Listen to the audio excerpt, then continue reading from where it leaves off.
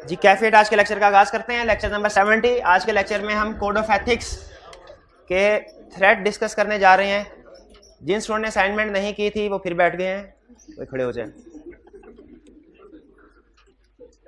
तो code of ethics की different situation हम स्टडी कर रहे थे, हर सिचुएशन का एनालिसिस कर रहे थे और सिचुएशंस के साथ साथ हम किसी हद तक उनके कुछ सेफगार्ड और सिग्निफिकेंस की वैल्यूएशन, ये दो कंसेप्ट भी डिस्कस करते रहेंगे। क्योंकि आपको पता है कि कोड ऑफ एथिक्स में हमें जब वो क्वेश्चन टेस्ट करता है, जो कि लाजमी टेस्ट करेगा इस अटेम्प्ट में भी, उसमें हमें कोई 1, 2, 3 या 4 सिचुएशन दे देता है। हर सिचुएशन के बारे में हमसे अलग-अलग पूछता है 3 चीजें।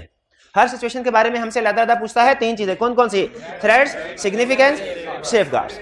तो थ्रेड्स हम डिस्कस कर रहे हैं। थ्रेड्स की एग्जांपल्स के साथ साथ हम कुछ किसी हद तक सेफगार्ड और इनके सिग्निफिकेंस और इनके सेफगार्ड भी डिस्कस करते जाएंगे, ताकि जब आपको रीडिंग असाइनमेंट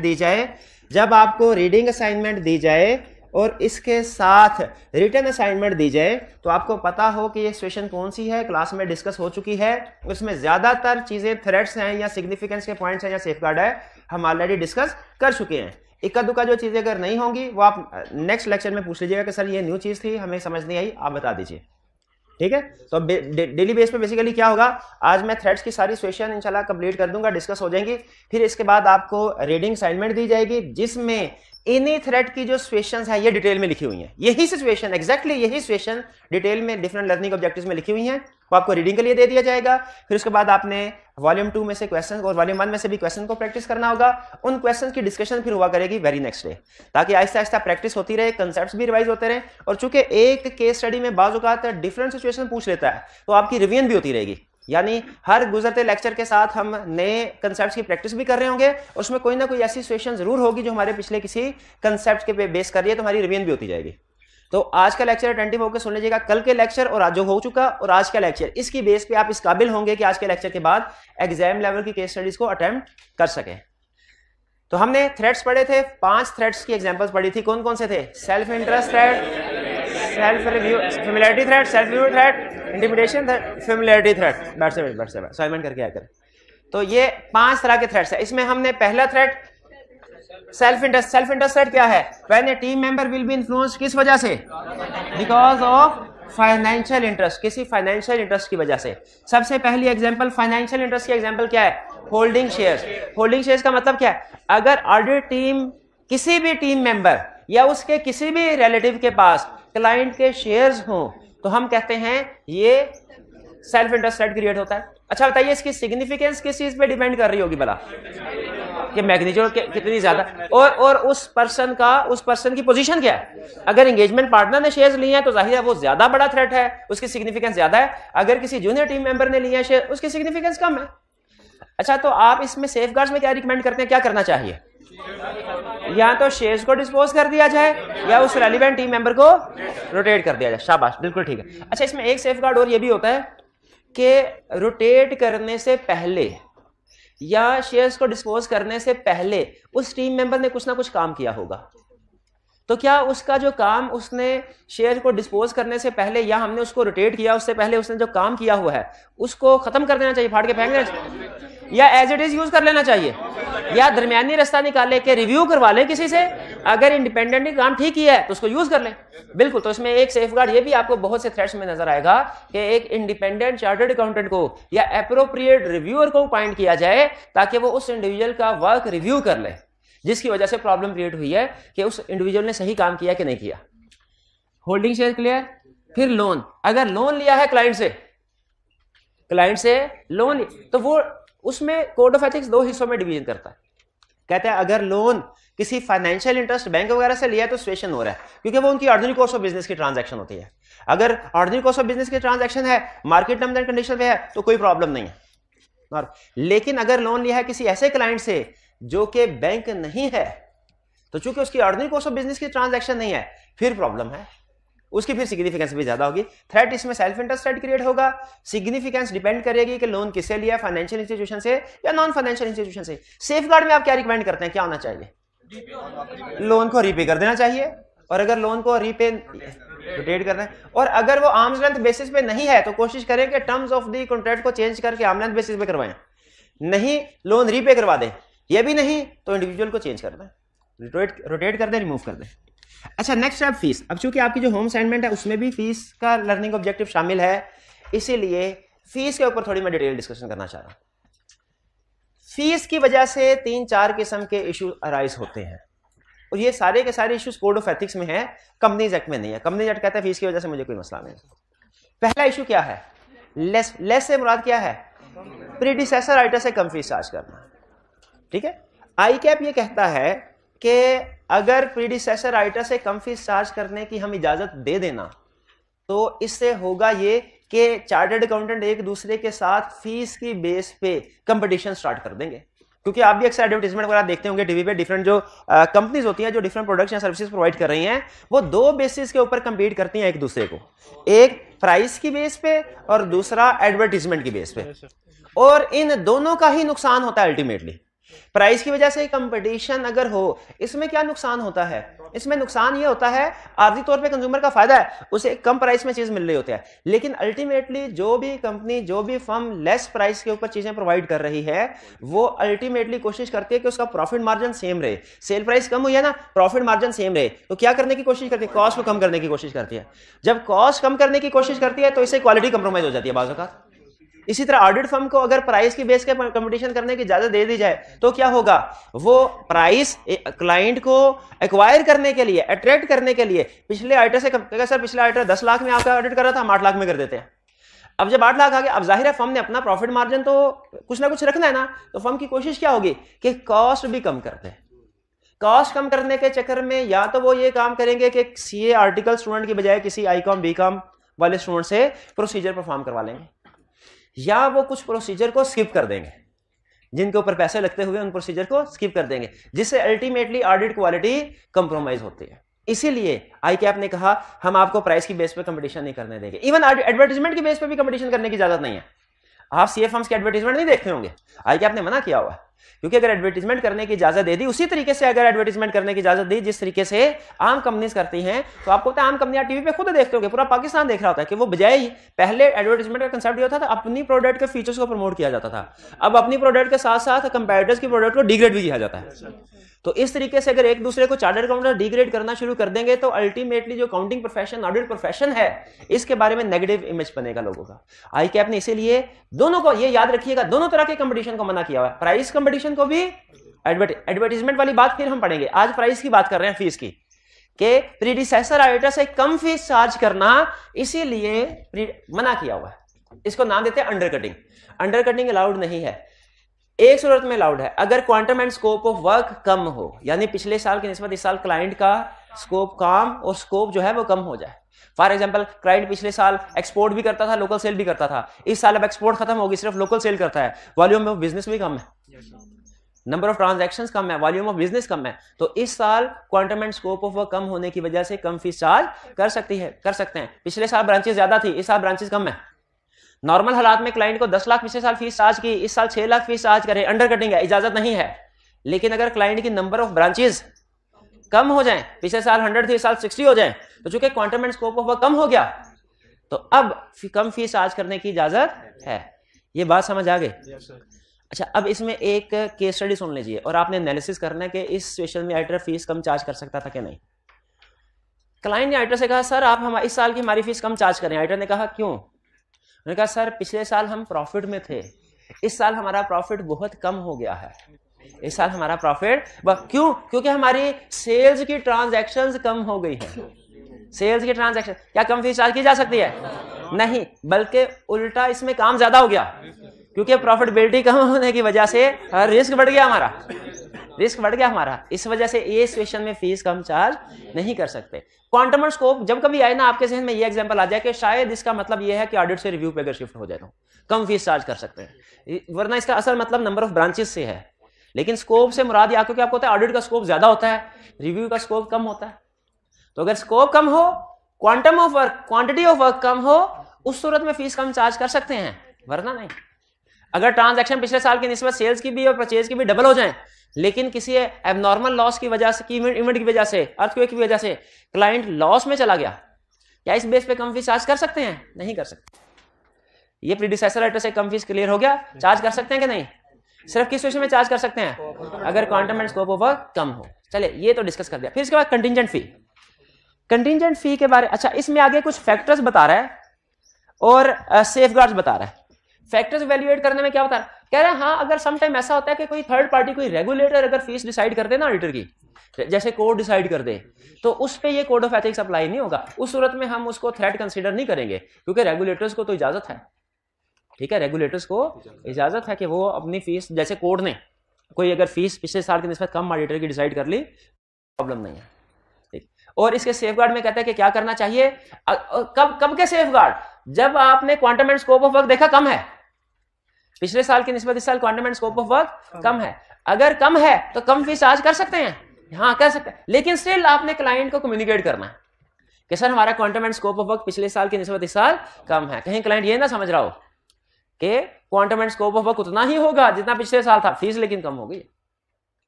ये थे फीस हमारी अंडरकटिंग। दूसरा फीस का जो इशू है, हाँ रिव्यूअर की। अच्छा देखिए मैं क्लास में ना मेन कंसेप्ट्स कवर करवाऊंगा, एक एक लाइन कवर नहीं करवाऊंगा।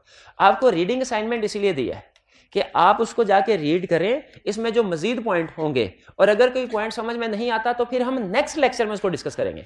यानी यूं समझ तरीकाकार क्या होगा, क्लास में मैं आपको 80% कंसेप्ट दिया करूंगा, होम असाइनमेंट आपको 100% की दिया करूंगा।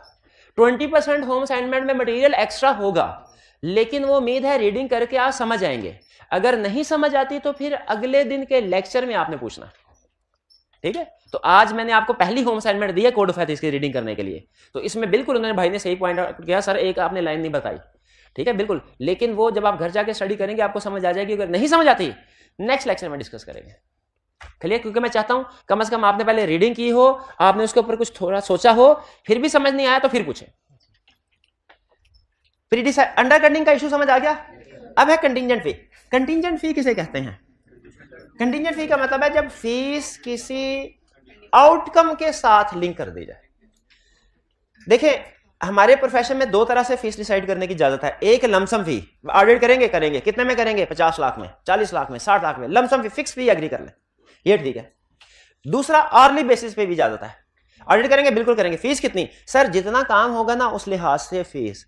हमारे पार्टनर्स के जितने आवर्स लगेंगे ऑडिट करते हुए, पार्टनर्स के आर्ली रेट ये अप्लाई होगा, या क्या आपने बताया होगा आर्ली रेट्स, मैनेजर के आर्ली रेट्स ये होंगे, जूनियर टीम मेंबर्स के आर्ली रेट्स ये होंगे।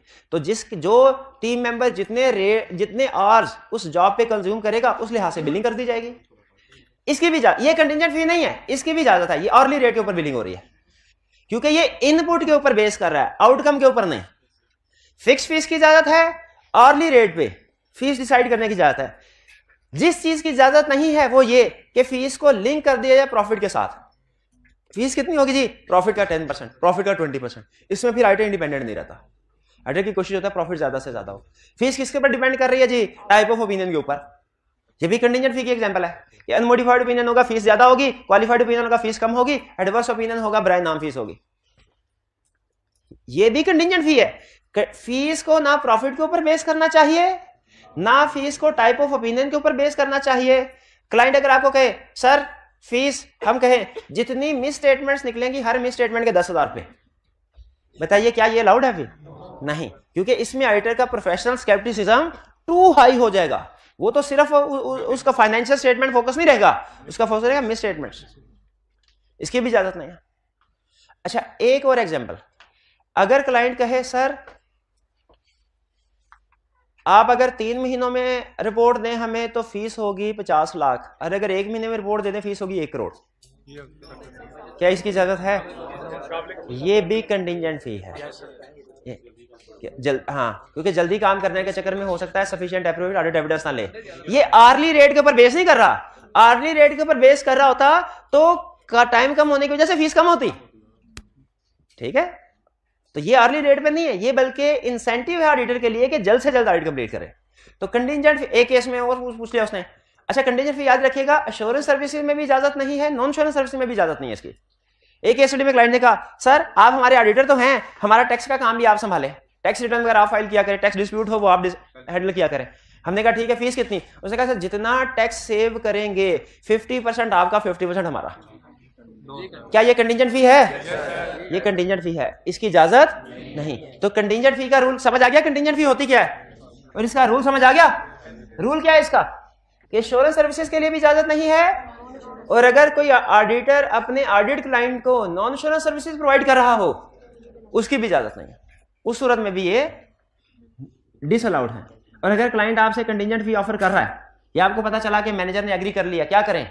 उसको चेंज कर दे। कंटिजेंट फी की टर्म्स को चेंज करके किसके ऊपर ले आए? या तो फिक्स बेस के ऊपर या अर्ली रेट के बेस के ऊपर। Contingent fee okay, undercutting okay जी मेरे भाई। हाँ, अगर कोई कोर्ट वगैरह कोई फिर अगेन वही बात, रेगुलेटर अगर फीस डिसाइड कर ले उसकी इजाजत है, उसकी इजाजत है जी। हाँ बिल्कुल, अगर वो रेगुलेटर जिस भी बेसिस के ऊपर फीस डिसाइड करे वो बेसिस फिर अलाउड समझी जाएगी। क्योंकि प्रैक्टिस में बात ऐसे होता है कि ऑडिटर है ना, कोई उसे कंपनी वाइंड अप हो रही है, लिक्विडेटर वाइंड कर दिया, तो लिक्विडेटर को बाज़ कहा जाता है कि जितने के एसेट डिस्पोज करेंगे ना 1% आपको कमीशन मिलेगा, ताकि वो ज्यादा से ज्यादा वैल्यू पे एसेट्स को डिस्पोज करे। तो है ये भी कंटिजेंट फी, लेकिन इस सूरत में इजाजत है। क्यों इजाजत है? क्योंकि ये कोर्ट ने डिसाइड किया। तो कोर्ट अगर डिसाइड कर ले, और ये तो बल्कि पूरे कोड ऑफ एथिक्स का रूल समझ लें कि कोर्ट ने अगर कोई चीज डिसाइड कर ली तो उसकी इजाजत है, वो हमारी बढ़िया। बिल्कुल। ओवरड्यू फीस, ओवरड्यू फीस का मतलब क्या है? कि फीस काफी अरसे से पे नहीं हुई। अच्छा, इसमें मसला क्या होता है? मसला ये होता है कि बाज़ औक़ात जब ऑडिटर क्वालिफाइड या एडवर्स या डिस्क्लेमर ऑफ ओपिनियन एक्सप्रेस करता है ना, तो क्लाइंट को, मैनेजमेंट को गुस्सा तो बहुत आता है। लेकिन चूंकि अपॉइंटमेंट वगैरह शेयर होल्डर की तरफ से होती है तो मैनेजमेंट कुछ कर नहीं सकती। मैनेजमेंट फिर एक काम करती है, क्या वाला? ऑडिटर की फीस रोक लेती है। और ये एक तरह से उनका तरीकाकार होता है ऑडिटर को प्रेशराइज करने का, कि अगले साल भी हम देखेंगे, अगर तो तुमने अगले साल भी क्वालिफाइड ओपिनियन दिया फिर अगले साल की फीस भी रोक लेंगे, वरना अगले साल चलो दोनों सालों की फीस दे देंगे। तो अगर केस स्टडी में हमसे ये कहे कि ऑडिटर को पता आप रिपोर्ट साइन करने लगे और आपको पता चला कि पिछले साल की फीस भी अभी पे नहीं हुई, तो आप क्या करेंगे? आप फौरन रुक जाएंगे। आप कहेंगे मैं देख लूं कहीं इस साल भी क्वालिफाइड ओपिनियन तो नहीं दे रहे। फीस रिकवर करवाने के चक्कर में क्या अब आप ये कोशिश करेंगे ना? हो सकता है कि आप क्लाइंट को फेवर देने की कोशिश करें। इसीलिए कोड ऑफ एथिक्स ने कहा कि जब ऑडिटर ऑडिट रिपोर्ट साइन करो ना नेक्स्ट ईयर की, याद रखें फीस ड्यू कब होती है? भला फीस ड्यू कब होती है? जब ऑडिट रिपोर्ट साइन हो जाती है। तो ये जिस साल की ऑडिट रिपोर्ट साइन हुई उस साल की फीस ड्यू है, लेकिन ये ओवर ड्यू कब होगी? जब अगला साल आ जाएगा, एक साल गुजर जाएगा और अभी भी पे नहीं हुई फीस। नॉर्मली फीस 2-3 महीने में पे हो जानी चाहिए, लेकिन पूरा साल गुजर गया, अगले साल का ऑडिट शुरू हुआ, अगले साल का ऑडिट खत्म होने के भी करीब है और अभी तक पिछले साल की फीस पे नहीं हुई। क्या थ्रेट है? बिल्कुल सेल्फ इंटरेस्ट थ्रेट है कि ऑडिटर पैसे रिकवर करने के चक्कर में हो सकता है क्लाइंट को फेवर देने की कोशिश करे, क्लाइंट को खुश करने की कोशिश करे। इस सिचुएशन में होना क्या चाहिए? कोड ऑफ एथिक्स ये कहता है स्टेप नंबर 1, आप क्लाइंट के साथ डिस्कस करें और उसे कन्विंस करे कि वो पिछले साल की जो ओवरड्यू फीस है, जिसे 1 साल हो गया अभी तक पे नहीं हुई, उसे पे कर दे। सारी ना सही, कम से कम सिग्निफिकेंट पोर्शन पे करवा लें। Step number 1। स्टेप नंबर 2, चूंकि पॉसिबिलिटी है कि फीस को सामने रखते हुए अगर क्वालिफाइड ओपिनियन था आपने ना दिया हो, तो बेहतर है किसी एप्रोप्रिएट क्वालिटी कंट्रोल रिव्यूअर को एंगेज करें, किसी इंडिपेंडेंट चार्टर्ड अकाउंटेंट को एंगेज करें और वो आपके काम का रिव्यू कर ले कि क्या हमने सारे प्रोसीजर और एविडेंस और कंक्लूजन ठीक ड्रॉ किए कि नहीं। क्लियर? ये कौन से वाला पॉइंट हो गया? ओवरड्यू फीस के लिए। क्लियर हो गया? क्या ओवरड्यू फीस समझ आ गया क्या होती है? पिछले साल की फीस जिसको 1 साल से ज्यादा अरसा हो गया और अभी तक पे नहीं हुई, वो है ओवरड्यू फीस। अच्छा, इसमें 2 पॉसिबिलिटीज है, 2। एक है प्रीडिसेसर ऑडिटर की फीस ओवरड्यू है और एक है हमारी ही पिछले साल की फीस ओवरड्यू है। अगर तो प्रीडिसेसर ऑडिटर की फीस ओवरड्यू है ना, इसमें कोड ऑफ एथिक्स का पॉइंट ऑफ व्यू स्ट्रिक्ट है। वो कहता है अगर प्रीडिसेसर ऑडिटर की फीस ओवरड्यू है ना, अभी तक पे नहीं हुई, तो आपने एक्सेप्ट ही नहीं करना जब तक कि फीस पे ना हो जाए। हाँ, अगर आपकी फीस पेंडिंग है पिछले साल की, एक्सेप्ट कर सकते हैं, लेकिन रिपोर्ट साइन करने से पहले सारी की सारी फीस रिकवर करवा लें। और अगर थोड़ी बहुत भी पेंडिंग रह गई है ना, तो आपने रिव्यूअर से अपने काम को रिव्यू करवा लेना। क्लियर? ये था हमारा overdue fee. Next, referral fee. Fee overdue है तो फिर इंडिपेंडेंट चार्टर्ड अकाउंटेंट से रिव्यू कराने का फायदा ये होगा कि अगर हमने क्लाइंट की किसी मिस स्टेटमेंट को छुपा दिया हो, हमारे किसी टीम मेंबर ने क्लाइंट की मिस स्टेटमेंट को छुपा दिया हो, क्यों छुपा दिया हो कि कहीं क्वालिफाइड ओपिनियन दिया तो सीएफओ नाराज हो जाएगा, सीईओ नाराज हो जाएगा, वो हमारी पेमेंट का चेक साइन नहीं करेंगे। इसलिए हो सकता है कि मिस स्टेटमेंट को छुपा दिया हो या किसी जगह पे क्लाइंट को कोई फेवर दे दी हो अनड्यू। इंडिपेंडेंट रिव्यूअर आके चेक कर लेगा कि कहीं ये फेवर तो नहीं दी गई, सारे प्रोसीजर जो स्टैंडर्ड ने कहे थे वो पूरे हो गए कि नहीं हो गए। इंडिपेंडेंट रिव्यूअर का ये काम है। इंडिपेंडेंट रिव्यूअर समझते हैं किसको कहते हैं? किसको? जो हमारी हो सकता है हमारी ही फर्म के अंदर या समटाइम फर्म से बाहर का कोई बंदा हो और उसे हम क्या कहते हैं, सर हमने सारा ऑडिट कर लिया है, अब आप आके चेक कर ले कहीं कोई प्रॉब्लम तो नहीं है। ठीक है, इसमें अब चले रिव्यू की बात चल पड़ी है तो सुन लें। ये रिव्यू दो तरह के होते हैं। एक तो ये है कोड ऑफ एथिक्स के मुताबिक बात कर रहा हूं, कोड ऑफ एथिक्स के मुताबिक। एक तो ये है कि अगर किसी हमारी टीम है 10 बंदों की, उसमें सिर्फ इन्हीं भाई ने शेयर खरीदे थे या इन्हीं के कोई क्लोज रिलेटिव थे क्लाइंट में एम्प्लॉय, तो हम एडिशनल चार्टर्ड करेंगे, काम का रिव्यू करवाएंगे, लेकिन वो किसके काम का होगा? सिर्फ इनके काम का। और अगर थ्रेट ज्यादा हो, ऐसा हो जिसका इफेक्ट पूरी फाइनेंशियल स्टेटमेंट्स या पूरे ऑडिट पे आ सकता है, फिर भी हम किसी एडिशनल चार्टर्ड अकाउंटेंट को एंगेज करते हैं, लेकिन फिर सिर्फ इंडिविजुअल का रिव्यू करने के लिए, काम रिव्यू करने के लिए नहीं, बल्कि पूरे के पूरे ऑडिट का क्वालिटी कंट्रोल रिव्यू करने के लिए, पूरी के पूरी एंगेजमेंट का काम चेक करने के लिए। तो ये ना दो मिलती जुलती टर्म्स सेफगार्ड में यूज होंगी। कभी कहेगा कि किसी इंडिविजुअल को एंगेज करें to review the work performed by individual, और कभी कहेगा पूरे का पूरा क्वालिटी कंट्रोल रिव्यू करवा ले। तो बेसिकली दोनों में फर्क क्या होगा? अगर किसी इंडिविजुअल की वजह से मसला है ना, तो खुद सोचें, सिर्फ उसी इंडिविजुअल के काम को चेक करवाना चाहिए, हर बंदे के काम को चेक करवाने की जरूरत तो नहीं है बाहर के बंदे से। लेकिन अगर थ्रेट ऐसा है कि उसमें बड़ा थ्रेट है, तो उसमें क्या करना चाहिए? फिर पूरे का पूरा क्वालिटी कंट्रोल रिव्यू करवा लेना चाहिए। जैसे आपके ख्याल में प्रोबेबली आपकी जजमेंट की बेस पे अगर ये फीस पिछले साल की पेंडिंग हो, तो हमें पूरे के पूरी एंगेजमेंट का क्वालिटी कंट्रोल रिव्यू करवा लेना चाहिए, सबके काम को, या कि सिर्फ किसी स्पेसिफिक इंडिविजुअल के काम को रिव्यू करवाना चाहिए? सबके काम को। करिए, तो ये हो गया ओवरड्यू फी। अच्छा, रिव्यू होना चाहिए कि नहीं होना चाहिए? इसे तो एग्री करते हैं ना। ये तो मैं डिफरेंस बता रहा हूं और आपके सर हमारा तो ख्याल है रिव्यू ही नहीं होना चाहिए। पॉसिबिलिटी है ना कि हमने फेवर दे दी होगी क्लाइंट। नेक्स्ट, रेफरल फी। रेफरल फी का मतलब क्या है कि हमारे पास एक ABC company and chartered accountants है, एक डीईएफ है। एबीसी के बाद क्लाइंट आया, क्लाइंट ने कहा सर हमें कंसल्टेंसी सर्विसेज प्रोवाइड कीजिए। एबीसी कंपनी ने कहा हम तो सिर्फ ऑडिट करते हैं, कंसल्टेंसी सर्विसेज नहीं। या हम सिर्फ, फॉर एग्जांपल उसने ऑडिट का कहा था, वो फर्म कहती है हम सिर्फ कंसल्टेंसी सर्विसेज प्रोवाइड करते हैं, ऑडिट सर्विसेज नहीं। क्लाइंट ने कहा अच्छा। फिर एबीसी ने कहा लेकिन ठहर जाए, हम डीईएफ एक कंपनी को जानते हैं, वो बहुत अच्छी ऑडिट सर्विसेज हम नहीं प्रोवाइड करते, लेकिन वो बहुत अच्छी सर्विसेज प्रोवाइड करती है, आप उधर चले जाए। वो बंदा हमारे पास आ गया, हमने उसके साथ एग्रीमेंट कर लिया, और हमारा असल में उस party ABC company chartered accountant के साथ एग्री हुआ था कि जितने क्लाइंट वो हमें भेजेगा, हर क्लाइंट का 50,000 चेक उसे भेजेंगे, 50,000 का। हमने उसे चेक भेज दिया। क्या इसमें कोई प्रॉब्लम है? यह है रेफरल फी। रेफरल फी से कहते हैं, इसमें सेल्फ इंटरेस्ट राइज होता है। किस वजह से राइज होता है? हो सकता है ABC company and chartered accountants जो है वो अपना 50,000 की फीस रिकवर करवाने के लिए किसी क्लाइंट को गलत मशवरा दे दें। हम हो सकता है इतनी अच्छी सर्विसेज प्रोवाइड ना करते हो, लेकिन क्लाइंट हमारे पास भिजवा दे। क्यों हमारे पास भिजवा दे? क्योंकि उसे 50,000 कमीशन मिलेगा, referral commission. Code of ethics कहता है इसमें थ्रेट राइज होता है। सेफगार्ड क्या है?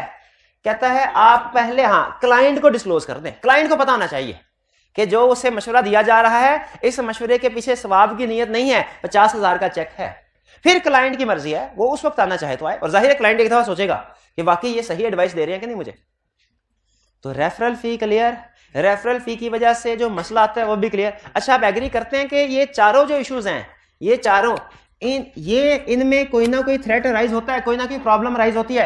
ये सिचुएशन किसी भी ऑडिट पे आ गई तो हमारी इंडिपेंडेंस को कंप्रोमाइज कर सकती हैं, हमारे ऑडिट को अफेक्ट कर सकती हैं। इस बात पे मुतमिन हैं?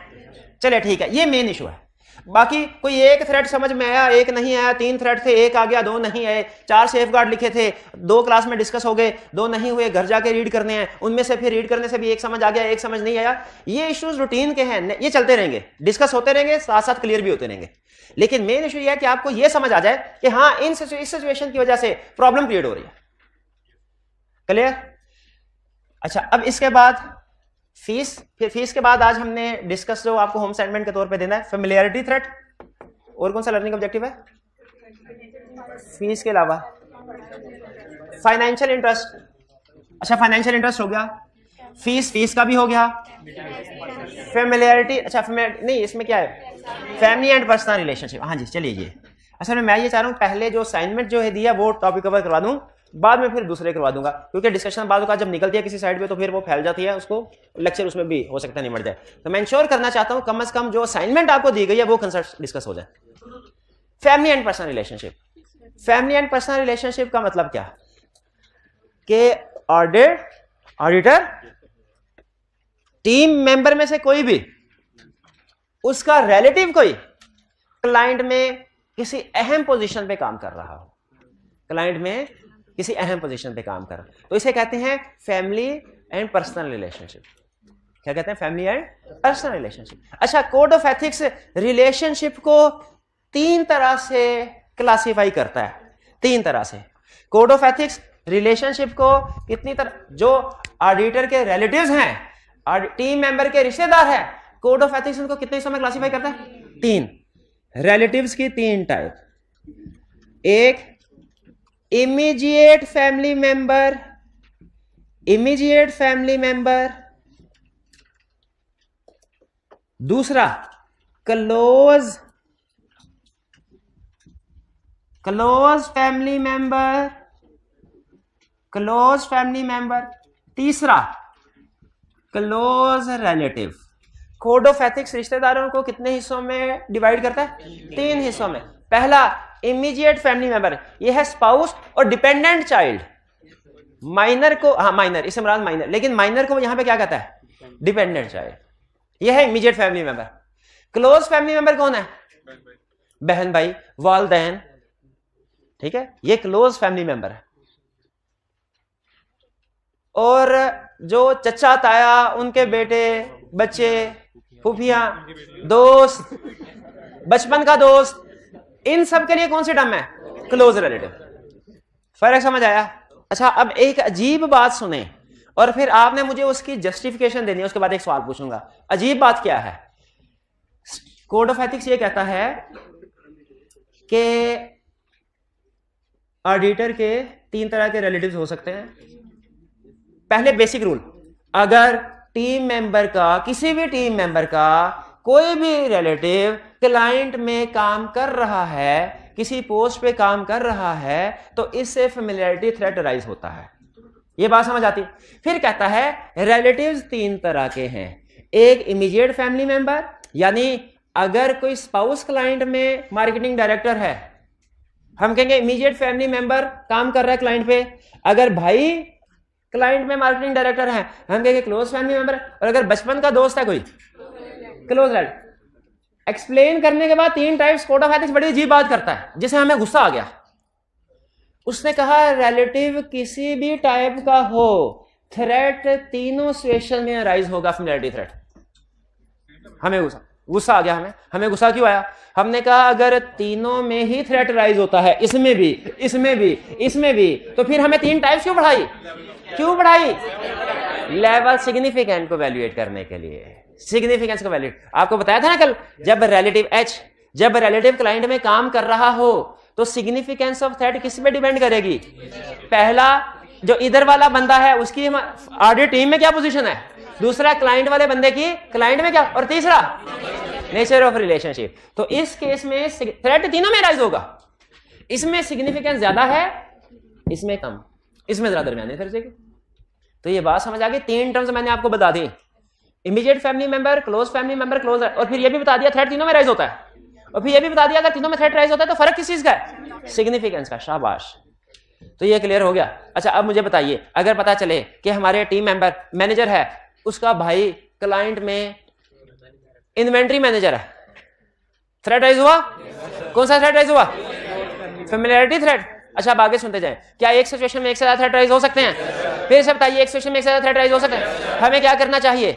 सारे बताने चाहिए। अच्छा अब जैसे जैसे मैं सोचवाऊं आपने वैसे वैसे सोचना है, क्योंकि अगर बहुत ज्यादा सोचेंगे ना, गौर से सुनिएगा, अगर बहुत ज्यादा सोचेंगे तो हर सिचुएशन में हर थ्रेट फिट हो जाएगा। बहुत ज्यादा सोचेंगे ना तो हर सिचुएशन में हर थ्रेट है। आपने सिर्फ उस हद तक सोचना है कि जो थ्रेट लिखे हुए हैं वो समझ आ जाए। जो ये बात ध्यान में रखिएगा, लिखे हुआ, क्योंकि जो कोड ऑफ एथिक्स लिख दिया उसके बाद हम जजमेंट अप्लाई नहीं करते। सुन ले, हाँ समझ के लिख दो, समझा इसलिए समझा रहा हूं। भाई क्लाइंट पे मैनेजर है इन्वेंट्री डिपार्टमेंट में, फेमिलियरिटी थ्रेट राइज होता है, समझ आती है? अब सुने, भाई को क्लाइंट से सैलरी भी तो मिल रही है, क्या वो सैलरी भी हमारे घर में हमारी फैमिली में नहीं आ रही? तो इसका मतलब इस सिचुएशन में फेमिलियरिटी थ्रेट के साथ सेल्फ इंटरेस्ट थ्रेट भी राइज हो रहा है। ठीक है, सेल्फ इंटरेस्ट भी राइज, समझ आ गई?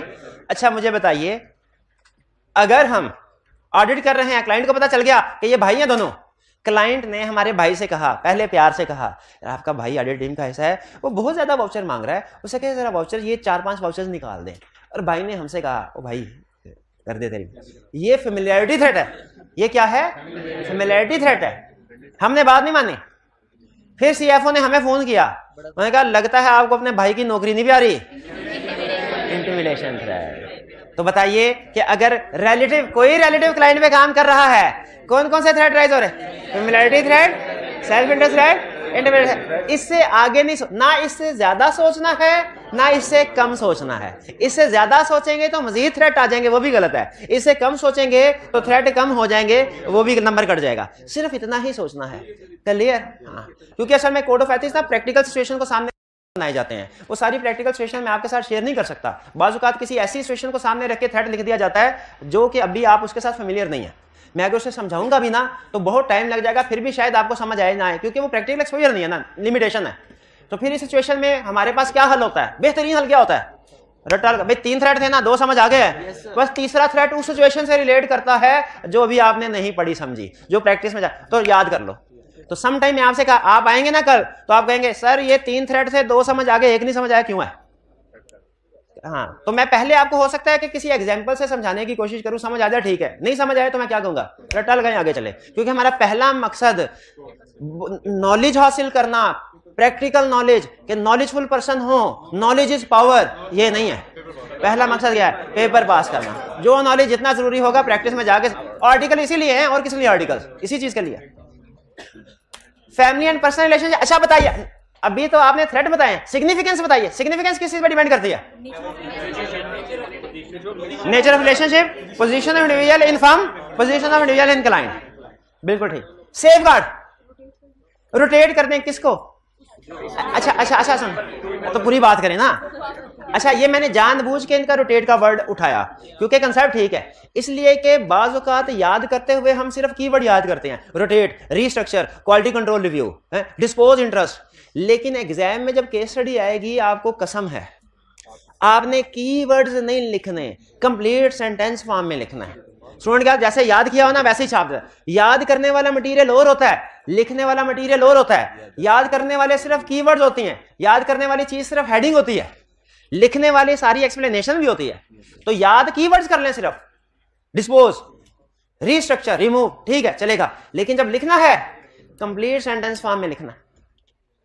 अच्छा, अब वापस आइए, मुझे इसके सेफगार्ड्स बताइए। रोटेट कर ले। अच्छा, 1-2 लफ्ज इस्तेमाल करता है यहां पे कोड ऑफ एथिक्स। एक कहता है रीस्ट्रक्चर रिस्पॉन्सिबिलिटी, एक कहता है रोटेट या रिमूव फ्रॉम एंगेजमेंट टीम। क्या फर्क है दोनों में? बोला रीस्ट्रक्चर रिस्पॉन्सिबिलिटी का मतलब है रहे टीम का हिस्सा ही। इन्वेंट्री में मसला है ना, उससे इन्वेंट्री छोड़ो, पेरोल ऑडिट करने में लगा दो, पेरोल, यह है रीस्ट्रक्चर रिस्पॉन्सिबिलिटी। और रिमूव फ्रॉम, अगर ये नहीं करना तो उसे एंगेजमेंट टीम से निकाल के किसी और एंगेजमेंट में भेज दो और उधर का कोई बंदा इधर ले आओ जिसका इंटरेस्ट नहीं है। और क्या रिव्यू होना चाहिए कि नहीं इसके काम का? बिल्कुल होना चाहिए। ठीक, आगे चले। ये 3। अच्छा, अब ये बाकी फिलहाल ये जिसकी असाइनमेंट थी वो तीनों मैंने आपके साथ शेयर कर दिए। ये नहीं, फीस, फाइनेंशियल इंटरेस्ट, फीस और फैमिली एंड पर्सनल। अच्छा, अब आगे अब मैं सिग्निफिकेंस और सेफगार्ड, वो वाले पॉइंट जो बहुत सी सिचुएशंस में रिपीट होते हैं, सारे नहीं बहुत से। जैसे ये अगर आप फैक्टर याद कर लेना, ये फैक्ट सिग्निफिकेंस के या सेफगार्ड के, समझ लीजिए आपने 70% केस स्टडीज अटेम्प्ट कर ले, क्योंकि 70% केसेस में यही पॉइंट्स रिपीट हो रहे होंगे, आप खुद देखेंगे जब आप घर जाके रीडिंग करेंगे। तो हमने क्या किया है, हमने सारे थ्रेट्स पढ़े, हमने सारे सिग्निफिकेंस के फैक्टर्स पढ़े, हमने सारे सेफगार्ड्स पढ़े। सारे सेफगार्ड में से जो ज्यादातर सेफगार्ड रिपीट हो रहे थे, जो ज्यादातर सेफगार्ड मुख्तलिफ सिचुएशन में बार बार आ रहे थे, हमने उनकी लिस्ट बना ली, वो डिस्कस करने लगे। और इसी तरह सिग्निफिकेंस में जो ज्यादातर केसेस में रिपीट हो रहे थे, उनकी लिस्ट बना ली, अब वो आपके साथ शेयर करने जा रहे हैं, ताकि जब आप इस लिस्ट को समझ लें तो जहां जहां पे ये सेफगार्ड या ये सिग्निफिकेंस का फैक्ट आप आसानी से समझ लें। जैसे हमारी 15 सिचुएशंस हैं, अगर एक सेफगार्ड 8 सिचुएशंस में डिस्कस हुआ है, तो बजाय ये कि हर दफा डिस्कस कर रहे हो, आज ही डिस्कस कर लेते हैं। अच्छा, ये लेकिन याद रखें, ये वो है जो फ्रीक्वेंटली सिचुएशंस में आएंगे, ये वो नहीं है जो हर सिचुएशन के कॉमन है। फर्क समझ आ रहा है दोनों में? ये फैक्टर्स वो नहीं है जो हर सिचुएशन, यानी एक स्टूडेंट ने क्या समझ, मेरी इस बात से जो पहले मैंने कही इससे गलत है ना, उसने कहा सर आपने कहा था ये वो फैक्टर्स हैं जो बार बार आते हैं, तो हर सिचुएशन में आते हैं, इसका मतलब है मैंने याद कर लिए, अब एग्जाम में जो भी सिचुएशन आ जाएगी मैं सिर्फ ये फैक्टर्स फिट कर दूंगा उसमें और ये सेफगार्ड फिट कर दूंगा। नहीं भाई, ये फ्रीक्वेंटली अपीयर होते हैं केसेस में, लेकिन लाजमी नहीं है कि हर केस में हो, ये ज़हन में रखिएगा। तो आपने केस स्टडी को पढ़ के देख के इनको यूज करना है। ये वो टूल्स हैं जो बहुत सी जंगों में काम आएंगे, हर जंग में काम नहीं आएंगे, लेकिन वो आपने देख लेना है कि किस तरीके का क्वेश्चन है, कौन सा, उस लिहाज से। पहले फैक्टर्स हमने सिचुएशन डिस्कस कर लिया, कौन सी सिचुएशन जिनकी असाइनमेंट आपको देनी है, बाकी जैसे जैसे आगे चलेंगे सिचुएशन मजीद डिस्कस करता रहूंगा। आज 3 डिस्कस की, अब डिस्कस करने जा रहे हैं वो फैक्टर जो आज वाली सिचुएशन से भी रिलेट करते हैं और जो आइंदा पढ़ेंगे उनसे भी रिलेट करते हैं, उनसे भी रिलेट कर। अच्छा, फैक्टर्स को याद करने के लिए ना हमने बस अपनी तरफ से खुद आपको कोई ना कोई तुक्का लगाना होता है। तो एक वर्ड बनाया फैक्टर्स का, उसे हम कहते हैं एच टॉम। एच मैंने कहा ये किस लिए वर्ड यूज होगा, सिग्निफिकेंस को इवैल्यूएट करने के लिए। आपने जब कभी सोचना है ना कि कोड ऑफ एथिक्स आ गया, थ्रेट तो मैंने लिख दिए, अगला स्टेप क्या है, अगला स्टेप है सिग्निफिकेंस को इवैल्यूएट करना है। तो कौन से फैक्टर्स होते हैं आपके जहन में, ये लफ्ज आ जाए एच टॉम। अगर तो रिलेशनशिप, ये ज्यादातर, ये मजीद भी होंगे लेकिन ये ज्यादातर ये अपीयर होते हैं। इसमें एच का मतलब है 3 पॉइंट, कौन कौन से, हम इधर हमारे वाला बंदा किस पोजीशन पे है, क्लाइंट वाला बंदा किस पोजीशन पे है, नेचर ऑफ रिलेशनशिप क्या है दोनों में, क्लियर। फिर इसके बाद टी का मतलब क्या है, टाइम पीरियड, कितना अरसा हो गया, कितना अरसा हो गया। जैसे वो ये कहता है ज्यादा अरसे तक अगर आप क्लाइंट का ऑडिट करें ना तो इससे भी फेमिलियरिटी थ्रेट राइज हो जाता है। तो अब इसके फैक्टर्स में क्या लिखेंगे कि कितने अरसे से कर रहे हैं। एक जगह पे उसने लिखा 2 साल हुए, उसने कहा कोई मसला ही नहीं है। हमने कहा 3 साल, कोई मसला नहीं है। हमने कहा 4, कहता है हाँ 4 से मसला है। 3 साल के बाद थ्रेट राइज, और एक क्वेश्चन में तो उसने लिख दिया 20 साल से ऑडिट कर रहे हैं। हमने कहा इसमें तो सिग्निफिकेंस ही सिग्निफिकेंस है। तो इसमें टी से क्या मतलब, टाइम पीरियड, कि कितना अरसा हो गया आपको सर्विस प्रोवाइड करते हुए, ठीक है। एक और सिचुएशन है वो हम पढ़ेंगे जिसमें वो ये कहता है कि अगर क्लाइंट का कोई बंदा क्लाइंट को छोड़ के आपकी ऑडिट टीम का हिस्सा बन जाए और फिर आप उसको ऑडिट करवाने के लिए भेजें, सिचुएशन समझ आ रही है। तो इसमें कौन सा थ्रेट है, शाबाश, सेल्फ रिव्यू थ्रेट। एक और भी फेमिलियरिटी थ्रेट भी, क्योंकि जाहिर है ऑडिटर और क्लाइंट की हेलो है।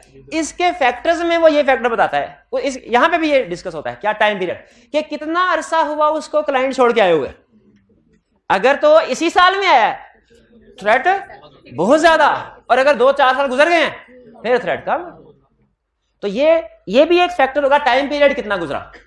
फैक्टर्स को ऑर्डिनरी कोर्स ऑफ ट्रांजैक्शन की नेचर क्या है, आपको कहेगा कि क्लाइंट की और राइटर टीम की में किसी की ट्रांजैक्शन हुई है, गुड्स एंड सर्विसेज बाय कर रहे हैं, तो हमने देखना है क्या transaction ordinary course of business की है। अगर ऑर्डिनरी कोर्स ऑफ बिजनेस की है तो थ्रेट फिर भी होगा, थ्रेट फिर भी होगा किसी लेकिन कम, क्योंकि बाज़ औक़ात होता है ट्रांजैक्शन ऑर्डिनरी को, लेकिन उसकी फ्रीक्वेंसी बहुत ज्यादा होती है या उसका साइज बहुत ज्यादा होता है।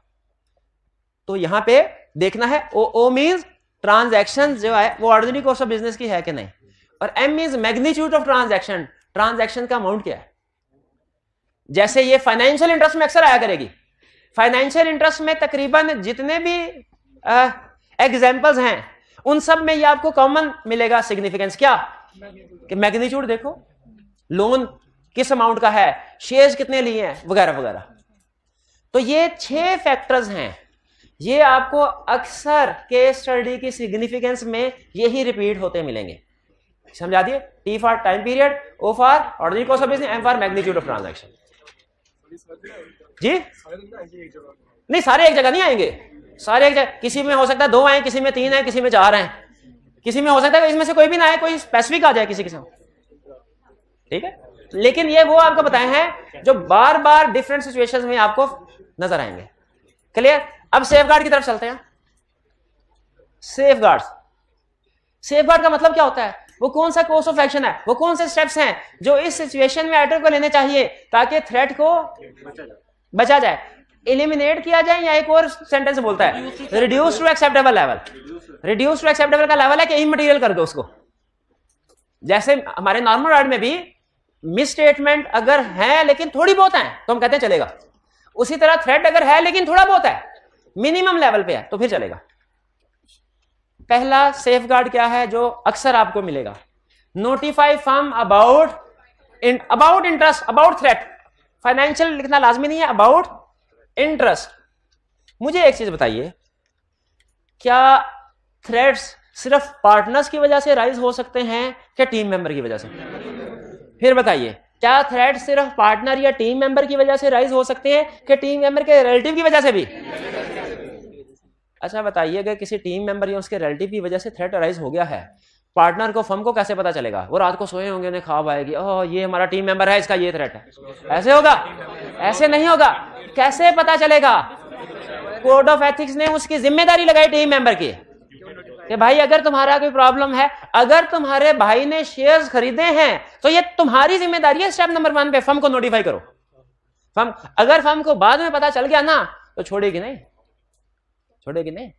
हमारा एक टीम मेंबर थे हमारे फर्म में, तो उनका कुछ इस तरह का इशू आ गया कि उन्होंने डिस्क्लोज नहीं किया, डिस्क्लोज नहीं किया, रिलेशनशिप था, डिस्क्लोज नहीं किया। बाद में पता चला, उधर सीईओ ने पार्टनर को बुला लिया, उन्होंने कहा सर ये क्या चक्कर है, ये तो प्रॉब्लम है।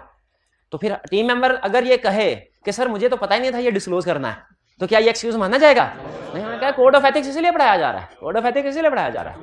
अच्छा इसमें याद रखें, अच्छा इसमें याद रखें, कैफ लेवल की केस स्टडी में वो सिर्फ इतना कहता है कि फर्म को नोटिफाई करना चाहिए, ठीक है। सेफगार्ड में सिर्फ इतना कहता है। सीफैप लेवल पे एक स्टेप और ऐड करता है, कहता है अगर जूनियर ये कह रहा है ना कि उसे नहीं पता था तो उसको तो सजा मिले ही मिलेगी, सीनियर को भी मिलेगी। सिखाया क्यों नहीं? शाबाश।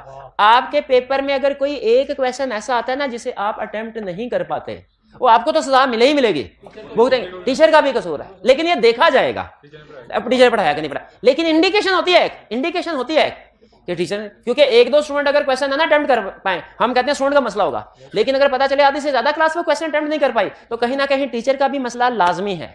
हम 1-2 स्टूडेंट अगर हमारे पास आके कहें ना सर क्वेश्चन नहीं हुआ, हम उसे कहते हैं भाई तेरी गलती है, तूने नहीं पढ़ा। लेकिन जब 10, 12, 15, 20 स्टूडेंट आके एक ही बार, तो इसका मतलब है कोई कंसेप्ट ऐसा था जो हमें कमी है, हम नहीं पढ़ा सके, हमें अपने उस लेक्चर को इंप्रूव करने की जरूरत है। इसी तरीके से अगर कोई टीम मेंबर, ये जिम्मेदारी किसकी लगाई? टीम मेंबर की, वो बताए। और अगर टीम मेंबर नहीं बताता, ये टीम मेंबर का भी कसूर है, फर्म के quality control policy and procedure में भी वीकनेस है, उसको इंप्रूव करना चाहिए। इसका मतलब फर्म कोई सेमिनार नहीं कंडक्ट करवा रही, फर्म अवेयर नहीं कर रही अपने सिस्टम के साथ, अपनी टीम को ट्रेनिंग नहीं करवाई। बात हमने पढ़ा था ना एक प्रिंसिपल्स में, प्रोफेशनल कंपनी ड्यू केयर में, कि फर्म को ट्रेनिंग वगैरह करवानी चाहिए। इसका मतलब है फर्म वो काम नहीं करवा रही। चलिए नोटिफाई वाला क्लियर हो गया कि उस इंडिविजुअल, अब एक केस स्टडी में उसने कहा आपका सीनियर है, आर्टिकल्स के आखिरी साल है, क्लाइंट के सीएफओ ने उसको, अभी ऑडिट चल रहा है, क्लाइंट के सीएफओ ने इसको ऑफर कर दी, आपके आर्टिकल्स खत्म हो गए ना, आपने हमारे पास आ जाना है, हेड ऑफ इंटरनल ऑडिट की जगह खाली है, आपको head of internal audit appoint कर देंगे। अब बताइए ऐसा सीनियर इंडिपेंडेंट रहा? इंडिपेंडेंट नहीं रहा, थ्रेट राइज हो गया। सेफ गार्ड में आप स्टार्ट कहां से करेंगे? नोटिफाई। उस इंडिविजुअल की जिम्मेदारी है कि वो इस ऑफर को नोटिफाई करे, वो इस ऑफर को नोटिफाई करे कि सर मुझे ऑफर आई है। अच्छा, फर्म को क्या करना चाहिए फिर? उसका शाबाश, उसको रोटेट कर दे, यही लिखा हुआ है। एक बात और लिखी हुई है, उसके काम को चेक करवा लें, शाबाश, यही चीजें लिखी है। तो अगर आप इसकी कोड ऑफ एथिक्स की सेंस को समझ आए ना कि आपको चाहता क्या है, तो आप बड़ी आसानी से केस स्टडी अगर कुछ भी ना पढ़ के जाएं, आपको थ्रेट के नाम याद है और आपको कुछ ना कुछ सेफगार्ड या वैल्यूएशन फैक्टर याद है। इवन इस सिचुएशन में भी आप इस काबिल हैं, आईकैप के 50 से 60% case study as on today आप अटेम्प्ट कर सकते हैं, सिर्फ अपनी कॉमन सेंस की बेस पे। अगर आपको थ्रेट्स के नाम याद है, सिग्निफिकेंस के ये फैक्टर्स कॉमन ये याद है और कुछ सेफगार्ड, तो more than 50 to 60% case studies आप कर सकते हैं। Dispose of interest, dispose of interest सारे का सारा डिस्पोज कर दो या इतना के रिमेनिंग इमटेरियल रह जाए। क्लियर हो गया? अच्छा, सोच के मुझे बताइए, ये सेफ गार्ड इधर आएगा, डिस्पोज ऑफ इधर आएगा, इधर आएगा। अच्छा, इधर भी इनडायरेक्टली आ रहा है। जब हम कहते हैं ना कि क्लाइंट से रिपोर्ट साइन करने से पहले क्लाइंट से पैसे रिकवर करवा लो, तो ये बेसिकली क्लाइंट की तरफ से डिस्पोज ऑफ वाली बात है। बिजनेस रिलेशनशिप, कि अगर पार्टनर का डायरेक्टर के साथ पार्ट टाइम बिजनेस चल रहा है, कोई खत्म होना चाहिए कि नहीं होना चाहिए? Dispose of. बहुत ज्यादा गुड एंड सर्विसेज क्लाइंट से बाय कर रहे हैं, डिस्पोज। तो ये कॉमन आ गया। अच्छा, इसमें नहीं आएगा, इसमें ना सोचे, क्योंकि रिलेशनशिप्स को हम डिस्पोज नहीं कर सकते, इसमें ज्यादातर नहीं आएगा। हाँ जी, आगे चलते हैं। Remove relevant team member from audit client, rotate कर दो या रिमूव कर दो। अच्छा, ये तो मेरा ख्याल है इसमें आएगा। इसमें अगर डिस्पोज ना करें, डिस्पोज नहीं करते, नहीं, इसमें फीस में नहीं आएगा मेरा ख्याल, क्योंकि पूरी की पूरी फर्म को रोटेट, इंडिविजुअल को रोटेट किया जा सकता है, फर्म को तो नहीं किया। बिजनेस रिलेशनशिप में आएगा, बाइंग गुड्स में आएगा, फैमिली पर्सनल रिलेशनशिप में, लॉन्ग एसोसिएशन में, एम्प्लॉय रहा है कोई, गिफ्ट ले लिया किसने, कोई क्लाइंट को फाइनेंशियल स्टेटमेंट बना के दें, तो ये आपने देखा, ये अक्सर आपको नजर आए। इसी तरह एप्रोप्रिएट रिव्यूअर को फाइंड कर लें, ये भी हाँ तकरीबन भाई क्लियर हुआ ये। अच्छा, आप मुझे बताइए, कोड ऑफ एथिक्स की केस क्वेश्चन कैसे टेस्ट करेगा आपसे? वो हमें 1, 2 या 3 सिचुएशन दे देगा, और उसकी रिक्वायरमेंट क्या होगी? हर सिचुएशन के बारे में क्या बताएं? 3 चीजें। कौन कौन सी? Threat, significance, safeguard. थ्रेट्स हमने डिस्कस कर लिए कुछ सिचुएशंस के, सिग्निफिकेंस डिस्कस कर ली जो ज्यादातर क्लियर होती है। अब इसमें कोई नई सिग्निफिकेंस का फैक्टर आता है जो आपको समझ में नहीं आएगा, वो आप पूछ लीजिएगा नेक्स्ट लेक्चर में। और फिर सेफगार्ड। क्लियर? एक प्रॉब्लम जब मैं आपको बता दूं, जो आप खुद से जब घर असाइनमेंट कर रहे होंगे तो आपको फेस करना पड़ सकती है, वो ये जो फैक्टर्स है ना, फैक्टर्स, सिग्निफिकेंस, ये समझ आ जाती है क्योंकि ये कॉमन सेंस पे डिपेंड कर रहे होते हैं। समझ आ रही होती है, अच्छा ये कह रहे हो तो क्यों कह रहा है। कोर्स ऑफ एक्शन भी बहुत आसानी से समझ आ जाते हैं कि ये लाइन लिखी है, ये स्टेप लिखा है तो क्यों लिखा है। कोर्स ऑफ एक्शन भी आसानी से समझ आ जाते हैं। सेफगार्ड, थ्रेट्स जो है ना, जिन सिचुएशन में तो सिर्फ एक थ्रेट है वो बड़ी आसानी से समझ आ जाता है। 3 सिचुएशन हमारे पूरे सिलेबस में ऐसी हैं जिनमें थ्रेट्स की तादाद 2 या 3 है, 4 नहीं है, 5 नहीं है, 2 या 3 है। और उसमें 3 सिचुएशन ऐसी हैं जिनमें दूसरा या तीसरा थ्रेट, स्टूडेंट कहता है सर ये बताइए कैसे अराइज होता है। ये आपको पहला थ्रेट, जैसे अभी बात हुई फैमिलियर, वो एम्प्लॉय था, फैमिलियरिटी थ्रेट फौरन समझ आ गया। आपने जो इसके साथ सेल्फ इंटरेस्ट था वो भी आपने कहा थोड़ा 50-50, लेकिन इंटिमिडेशन तो नहीं। या हो सकता है कुछ स्टूडेंट्स को इंटिमिडेशन अराइज हो गया, वो सेल्फ इंटरेस्ट तो नहीं अराइज होता, पैसे ऑडिटर की जेब में थोड़ी जा रहे हैं। लेकिन यहां पे फिर मैं क्या कहूंगा कि रटा लगाएं जो लिखा होगा, क्योंकि आईकैप जब इस केस स्टडी को टेस्ट करता है सोल्यूशन में यही थ्रेट होते हैं, और मार्किंग स्कीम में भी उसने इन्हीं थ्रेट्स के मार्क्स दिए होते हैं। अगर आप नहीं लिखेंगे एक थ्रेट, आधा नंबर काट लेगा वो। ठीक है, 3 थे, 2 लिखे, 1 समझ नहीं आया इसलिए नहीं लिखा, तो बेहतर है समझ आए। हम पूरी कोशिश करेंगे समझ भी आए, लेकिन आपको बताया पूरे कोड ऑफ एथिक्स में इंशाल्लाह सेफगार्ड सारे समझ आ जाएंगे, आपको सिग्निफिकेंस के फैक्टर्स भी सारे समझ आ जाएंगे, थ्रेट में भी तकरीबन सारी सिचुएशन समझ आ जाएंगी, लेकिन 2-3 सिचुएशंस के 2-3 थ्रेट ये समझ। तो आपको पता है इस तरह की सिचुएशन में हमारी अप्रोच क्या होती है, रटा लगाओ आगे चलो, रटा लगाओ आगे चलो। क्लियर? अच्छा, आज की होम असाइनमेंट नोट कर लीजिए। ये होम असाइनमेंट आपकी कोड ऑफ एथिक्स की पहली असाइनमेंट है, लाजमी चेक करनी है मैंने, लाजमी असाइनमेंट चेक करनी है मैंने, ये ध्यान में रखें। रिटन फॉर्म में, और सिर्फ कीवर्ड्स नहीं, कंप्लीट सेंटेंस फॉर्म में। ये नोट कर ले, ये पिक्चर ले लें, इसकी बाद में आपने कहना सर ये क्वेश्चन था और ये नहीं था। ये अच्छा ये है 11 क्वेश्चन नंबर 11 का पार्ट 2 है ये यहाँ ये 11 को नहीं रीडिंग ये लर्निंग ऑब्जेक्टिव करने हैं। ये क्वेश्चन 9 11 पार्ट 2 ये वॉल्यूम 1 के क्वेश्चन जो आपने राइटिंग में करने हैं और ये वॉल्यूम 2 के क्वेश्चन जो राइटिंग में करने हैं। असाइनमेंट पहले रीडिंग करनी है लेकिन रीडिंग के बगैर असाइनमेंट ना कीजिएगा, समझ नहीं आएंगे क्वेश्चन। पहले रीडिंग करें सारी, फिर उसके बाद इस क्वेश्चन को भी रिटन फॉर्म में अटेम्प्ट करना है, इन क्वेश्चन को भी रिटन फॉर्म में अटेम्प्ट करना है। क्लियर? और ये हर क्वेश्चन में मुझे चाहिए, हर क्वेश्चन के 3 हेडिंग मुझे चाहिए। कौन कौन सी हेडिंग? पहली थ्रेड, दूसरा सिग्निफिकेंस, तीसरा सेफगार्ड। शाबाश शाबाश, बेहतरीन। जी आज का लेक्चर यहाँ पे खत्म करते हैं हम। अल्लाह हाफिज।